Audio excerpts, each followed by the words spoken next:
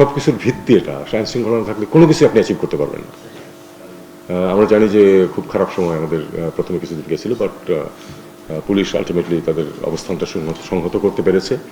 সামনে একটা অত্যন্ত বড় টেস্ট আছে কিন্তু আমাদের, সেটা হলো যে নির্বাচন খুব বেশি দিন নাই, আপনারা জানেন।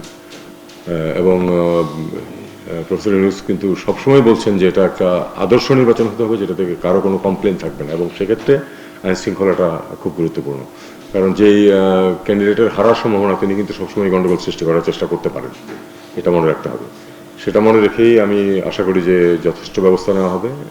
এ নিয়ে তো চিফ ইলেকশন কমিশনারও মিটিং করছেন, এবং স্ট্র্যাটেজি নির্ধারণ হচ্ছে। হোম মিনিস্ট্রির যে অ্যাডভাইজার আছেন আমার বন্ধু, উনিও পরিকল্পনা করছেন। আমি আশা করি যে আমরা সবাই আশা করি যে একটা সুষ্ঠু নির্বাচনের মাধ্যমে নতুন সরকার গঠিত হবে।